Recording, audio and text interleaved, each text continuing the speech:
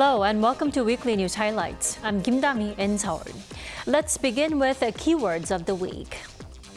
For the first time in the nation's history, a sitting South Korean president was arrested and taken in for questioning. President Yoon Suk-yeol was arrested for questioning in multiple criminal investigations related to his botched martial law order. South Korea's central bank held its benchmark interest rate steady at 3% during its first monetary policy meeting of the year. Concerns over the weak local currency and uncertainties originating from the leadership change in the U.S. led to the rate freeze. Israel and Hamas agreed to a deal that will put the Gaza war on hold for 6 weeks and begin the release of hostages and Palestinian prisoners. President Yoon Suk-yeol was arrested on Wednesday after a 7-hour-long standoff with investigators who took him in custody to question him over his martial law declaration. Now, this made Yoon the first sitting president to be arrested in South Korean history. Our Bae-eun-ji leads us. At around 10:30 a.m., President Yoon was arrested at his presidential residence in Central Seoul, marking a historic moment in South Korea's political landscape. He was arrested after a 7-hour standoff, with the operation to arrest him beginning in the early morning hours of Wednesday at around 3:20 a.m. This came 43 days after Yoon's short-lived imposition of martial law on December 3rd, making him the first sitting president to become arrested in South Korea's history. This was the second time that the anti-corruption investigators tried to arrest President Yoon, but unlike the first arrest attempt 2 weeks ago, Wednesday's attempt succeeded without any physical encounters. It was carried out rather peacefully, as the presidential bodyguards showed almost no resistance. Investigators passed through defense lines in the residence by using ladders to go over the buses that were parked as barricades, and the team managed to secure entry without any major incidents. But the 64-year-old leader, who has repeatedly said his arrest warrant is not legally valid, did not admit that he was arrested. Rather, he said in a video message on Wednesday that he agreed to cooperate with anti-corruption authorities to prevent bloodshed, adding that the rule of law has completely collapsed after his detention. 불미스러운 유혈 사태를 막기 위해서 일단 불법 수사이긴 하지만 공수처 출석에 응하기로 했습니다. On social media, he posted another defiant message, a handwritten letter, insisting once again that the imposition of martial law is not a crime, and that it's only an exercise of presidential authority to overcome a national crisis. And throughout Wednesday, thousands of Koreans protested for and against the president. Angry supporters of President Yoon rallied overnight, holding up signs that said they would fight with the president. Around 30 of them even laid down on the roads, and some were seen crying.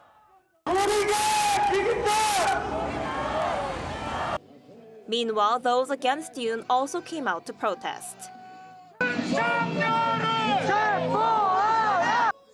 After the impeached leader was arrested, anti-Yoon protesters cheered, while Yoon supporters were seen crying and wailing. Bae-eun-ji, Arirang News. The second formal impeachment hearing for President Yoon took place without him on Thursday after the Constitutional Court rejected Yoon's request to reschedule the hearing. Yoon's legal team and the Parliament's legal team debated the legitimacy of Yoon's martial law declaration. President Yoon Suk-yeol's impeachment trial unfolded with intense political overtones as the Constitutional Court proceeded without the leader at the second hearing on Thursday. As a full-fledged debate began, lawyers representing Yoon and the National Assembly presented conflicting narratives about the legality and the context of the martial law decree declared on December 3rd last year. The National Assembly's panel presented 5 grounds for impeachment, declaring there was no basis or conditions that made it necessary for a martial law decree, which can only be triggered by the president in times of national crises such as war or those akin to war. The panel also said Yoon violated the procedure of declaring the decree by not having properly attained and documented cabinet approval. They also claimed Yoon tried to paralyse the functions of Parliament by aiming to prevent a motion to lift martial law, as well as block political activities, gatherings and press freedom. The Assembly side further said Yoon tried to undermine the independence of the National Election Commission and tried to detain judicial figures. The respondent violated the Constitution, attempting to dismantle the Republic of Korea's constitutional and democratic system in one sweeping act. Meanwhile, Yoon's lawyers questioned the impeachment process and emphasized the context in which the president felt forced to declare the fateful decree. The lawyers insisted that the president was initiating a peaceful martial law against the opposition-led parliament's series of attacks and impeachment motions against the incumbent government. I'd like to ask how exactly you, as the opposition-led parliament, have been protecting the political administration, which is the administration, with your relentless attacks. You claim this is fundamental to liberal democracy, and that hit me hard. Yoon's side also raised suspicions about election fraud and claimed it was the president's duty to try to protect the constitutional order as the National Election Commission refused to accept investigations. They fundamentally argued that martial law should not be subject to judicial review, calling it an act of governance that can be exercised by the president. The team further reiterated their position that the National Assembly panel's move to remove debate over insurrection from the trial undermines its legitimacy, as the Assembly cited insurrection as a major reason for impeachment in their resolution. The second hearing took place without the president, as the leader was arrested and taken in for questioning on Wednesday. Under the Constitutional Court Act, the judicial bench is able to hold trial hearings without the respondent if they are absent for the second time. The court denied Yoon's request to delay Thursday's session, saying that his 48-hour detainment didn't justify rescheduling. However, during the hearing, the bench decided to add 3 full days of trial hearings until February 13th. It originally set 5 afternoon sessions until February 4th, which Yoon's defense objected to. His legal team has argued that the trial is moving along too quickly without sufficient discussion or notification of the proceedings. The team has also objected to the court obtaining investigation records as evidence. To this, the court said Thursday that it does not violate the law, and also announced that 5 senior officials under investigation, including former Defense Minister Kim Yong-yeon and former Intelligence Chief Hong Jang-won, were selected as witnesses, with testimony set for January 23rd and February 4th. The next trial hearing for the president's impeachment will be held Tuesday at 2 p.m. Seong, Arirang News. Japan's foreign minister visited South Korea this week as Seoul and Tokyo marked the 60th anniversary of the normalization of diplomatic ties this year. Now, foreign ministers of the two sides discussed ways to tighten bilateral cooperation as well as trilateral cooperation with the U.S. Our Bae-eun-ji continues the coverage. The top diplomats of South Korea and Japan sat down for talks in Seoul on Monday, as the two countries marked the 60th anniversary of the normalization of diplomatic ties this year. South Korea's Foreign Minister Cho Tae-yeol and his Japanese counterpart, Takeshi Iwaya, have held phone calls on 2 occasions since the brief imposition of martial law on December 3rd. But this is the first time they've met in person since the political turmoil. In a joint press conference, the two officials stressed the importance of bilateral cooperation, as well as the 3-way cooperation between South Korea, Japan, and the United States. Iwaya, who's set to attend Trump's inauguration ceremony next week, said he plans to tell the incoming U.S. administration that trilateral cooperation is crucial.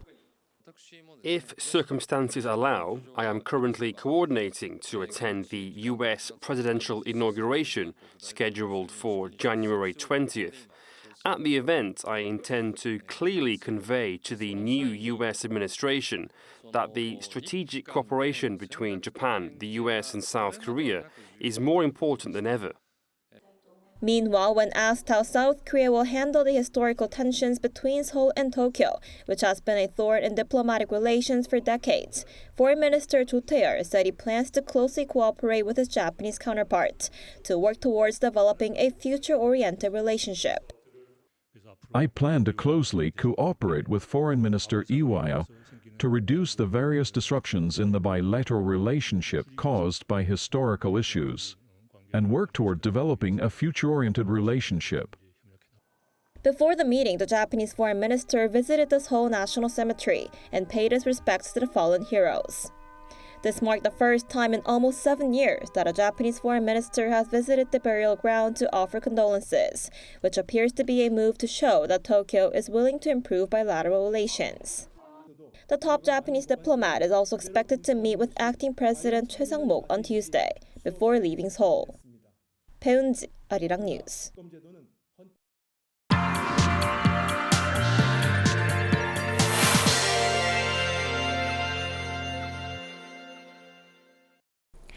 U.S. President-elect Donald Trump's return to the White House is expected to greatly influence world affairs, including relations with Seoul and Pyongyang.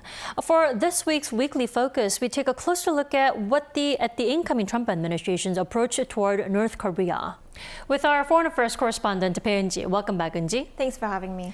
So, Eunji, before we go into details, let's go over the comments made by Trump's picks to lead foreign policy and national security issues on North Korea this week. Why don't we begin with Defense Chief Nominee Pete Hegseth, who called North Korea a nuclear power.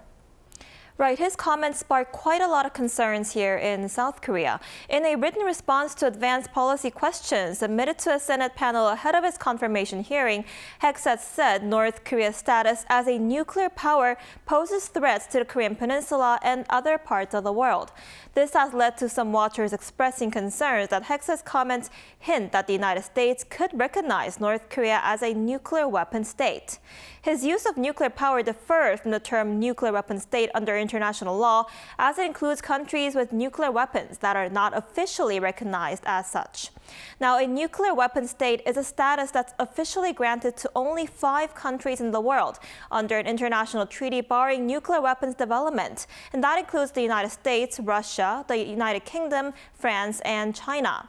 South Korea and other countries that comply with the deal, known as the Nuclear Non-Proliferation Treaty, receive international support to pursue peaceful uses of nuclear technology. But North Korea pulled out of the pact in 2003 to continue to advance nuclear weapons.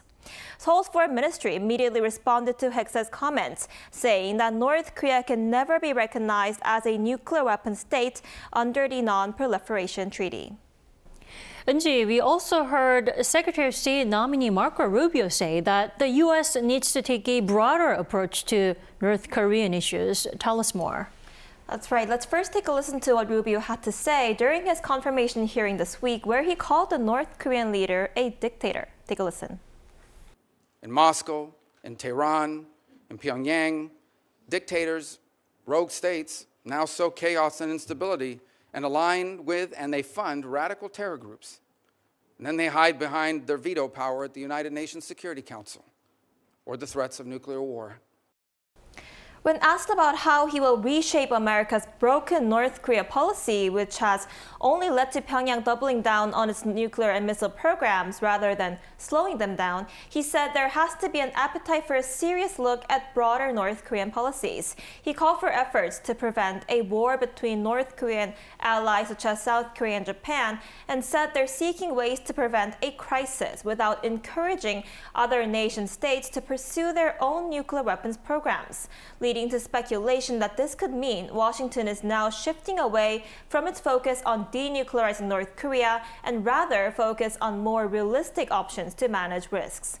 At the hearing, Rubio also backed Trump's efforts to actively engage with the regime. He admitted he was initially skeptical about engagement with the North and acknowledged that Trump's meeting with Kim did not produce any lasting agreement, but said it calmed the situation quite a bit.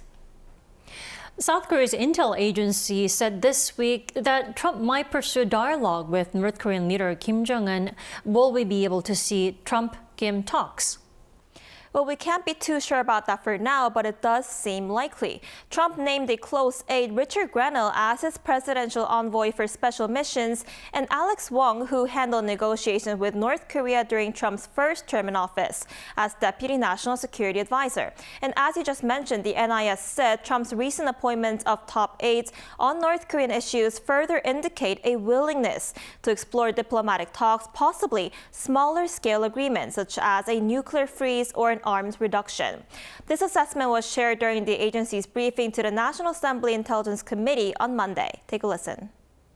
If the Trump administration comes to a conclusion that complete denuclearization of North Korea is impossible in the near future, it could look at a small deal, such as nuclear disarmament or arms reduction.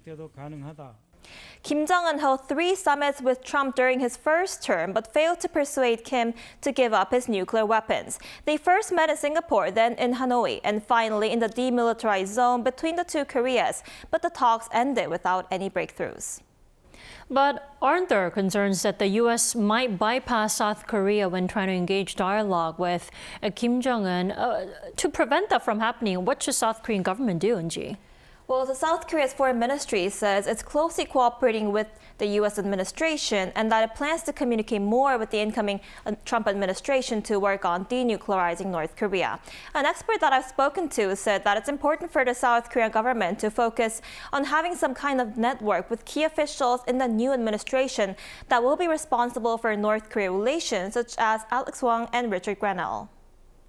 Most serious thing for this, from the South Korean perspective, is that North Korea's nuclear threat. And Trump had mentioned several times he will possibly resume some kind of a summit that we have experienced back in 2018 and 19.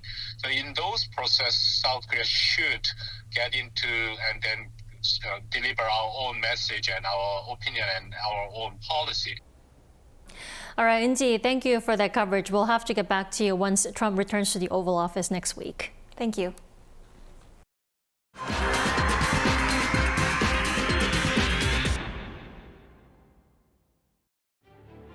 누구랑 싸운다고 했어? 훈련을 실전처럼 해본다고 했어요. 다시 북한으로 돌아가고 싶어? 그러야 나 사람들 맞춰온 거예요. 여기서 살고 싶어. These are the words of a North Korean soldier who was caught in the Kursk region by Ukraine last week. Brutal realities and human rights issues facing North Korean soldiers fighting alongside Russian forces have come into the spotlight as 2 injured North Korean soldiers, both in their 20s, were captured. Now, that wasn't it. According to Ukrainian President Volodymyr Zelensky, North Korean soldiers were also given instructions on what to do when encountering civilians and surrendering soldiers. They were told to show images of a house and a gun on a piece of paper and to let go of those who selected the house and capture or kill those who chose the gun. While Zelensky offered to swap captured North Koreans for Ukrainian troops, one expert says it could be a complicated process. The repatriation of North Korean troops will depend on legal rulings regarding their status as parties to the conflict, while South Korea as a non-belligerent may not be a transferred destination. That cannot be entirely ruled out, as forcibly repatriating prisoners against their will could violate international human rights laws. Exceptions always exist. Based on memos found on North Korean soldiers, South Korea's intel agency says North Korean soldiers were also told to kill themselves when captured by Ukrainian counterparts. Though the North Korean prisoners have not yet commented on defecting to South Korea, the NIS said it will discuss this with Ukraine if such requests are made. This week, a ceasefire deal was reached between Israel and Hamas. The 6-week ceasefire begins this weekend and includes the exchange of prisoners and hostages. Lee Seung-ja has more. Israel and Hamas have agreed to a ceasefire deal that will put a halt to the conflict in Gaza for 6 weeks, beginning on Sunday. Qatar's prime minister announced a ceasefire deal on Wednesday, adding his hope that the pause in fighting will lead to an eventual permanent ceasefire. Qatar, the Arab Republic of Egypt, and the United States are happy to announce the success of joint mediation efforts in order to reach a deal between the parties in conflict in the Gaza territory, to exchange prisoners and hostages, and a return to a prolonged truce that achieves a permanent ceasefire between the two sides. As part of the ceasefire deal, the Palestinian militant group is expected to release 33 Israeli hostages initially. In exchange, Israel released 30 Palestinian prisoners for every Israeli hostage and 50 Palestinian prisoners for every one of the 5 female Israeli soldiers being held in Gaza.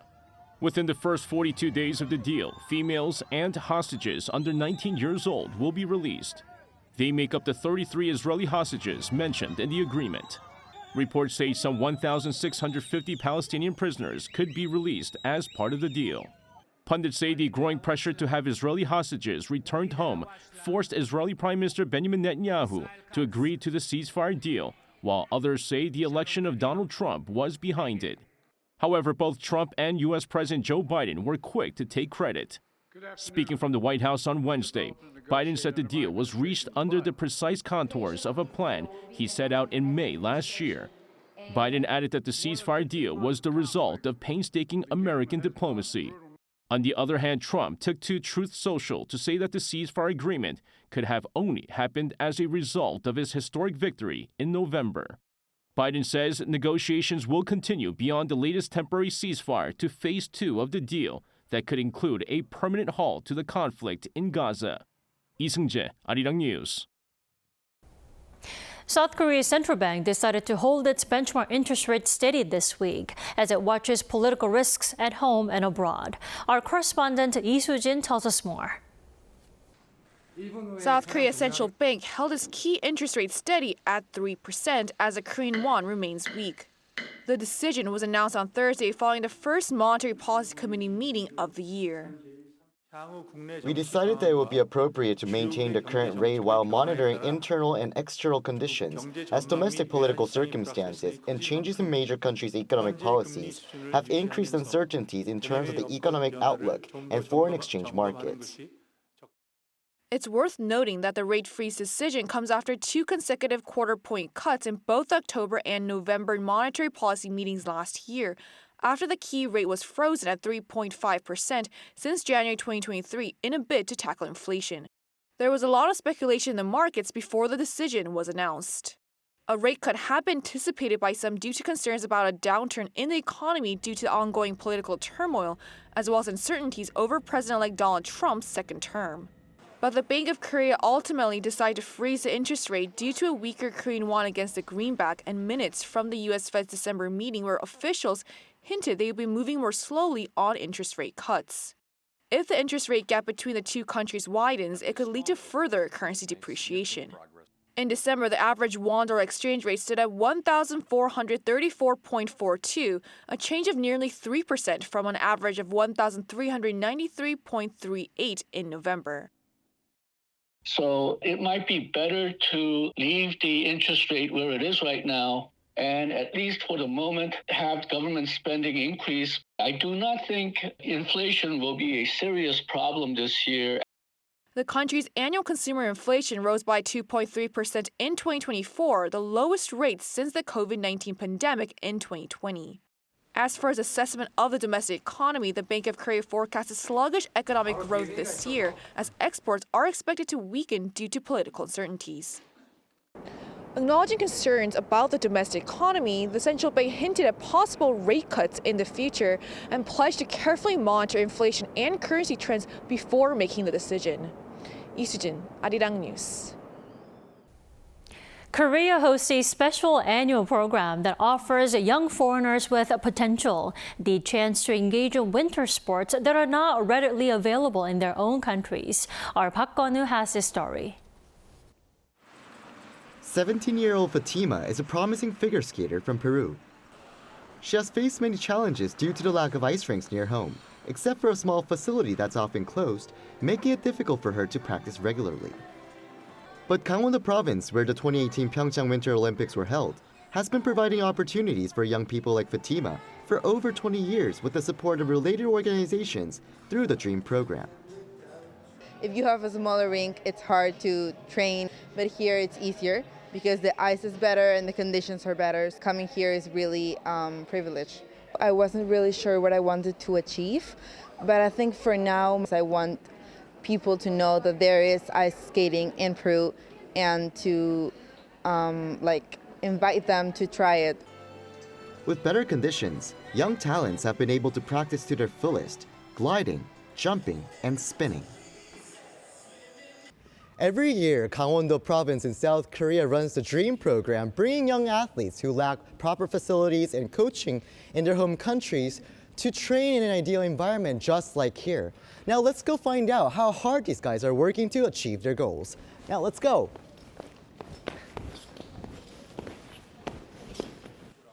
Professional coaches also help participants train for short track, helping them give their best effort and skate at full speed. Ski slopes covered in heavy snow are also offering unique experiences for those seeing snow for the first time. The snowing is very brilliant and very cool. And this is the first time we come to snowing, so very interesting. Very cool and very many experience the winter season, and thank you so much. Get Olympic medal, Winter Olympic. Participants have steadily become used to the snow to the point where they could tackle steep slopes on their own. And despite the heavy snowfall on the day and falling during practice, they got back up right away. Since 2004, thousands of participants from around 100 countries, including Uganda and Guatemala, have taken part in the program, with hundreds advancing to international sports competitions. This year, over 120 people from around 28 countries participated in the 2-week program. These young talents will be returning to their homes next week, carrying with them the dreams of one day becoming winter sports stars representing their countries. 박건우, Arirang News, Pyeongchang. That is all we have for this weekend. Thanks for watching and enjoy the rest of your weekend.